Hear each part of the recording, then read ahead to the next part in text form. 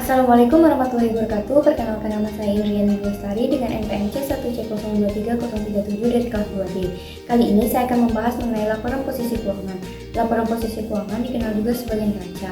Laporan ini menyajikan informasi tentang aset, liabilitas, dan ekuitas suatu perusahaan pada waktu periode tertentu.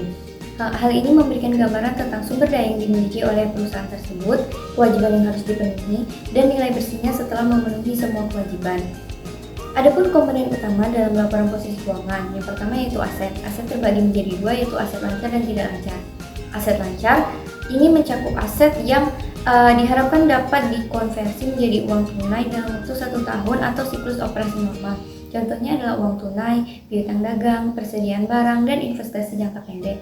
Selanjutnya ada aset tidak lancar. Ini adalah aset yang dimiliki untuk jangka waktu yang lebih lama, biasanya lebih dari 1 tahun. Contohnya adalah properti, tanah, dan investasi jangka panjang. Adapun bagian dari aset tidak lancar yaitu aset tidak berwujud. Salah satunya adalah goodwill.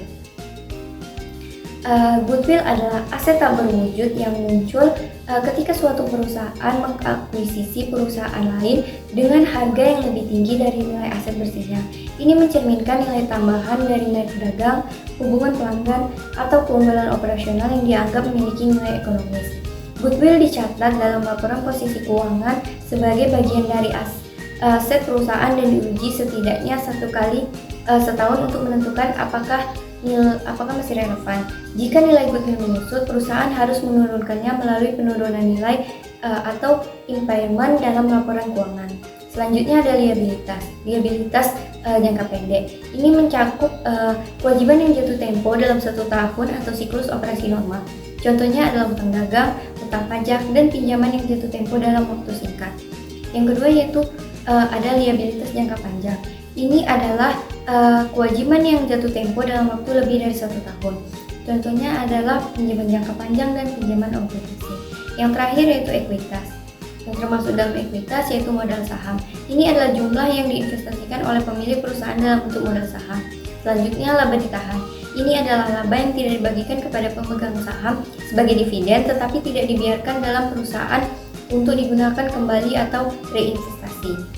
Dan selanjutnya ada laba atau rugi belum direalisasi. Ini adalah laba atau rugi yang belum direalisasi dari transaksi atau kegiatan perusahaan tertentu, seperti apresiasi atau depresiasi nilai aset. Laporan posisi keuangan memberikan gambaran jelas tentang sumber daya yang dimiliki oleh perusahaan, kewajiban yang harus dipenuhi, dan ekuitas yang dimiliki oleh pemiliknya. Ini merupakan alat penting bagi manajemen, investor, dan kreditor, dan pemangku kepentingan lainnya untuk mengevaluasi kesehatan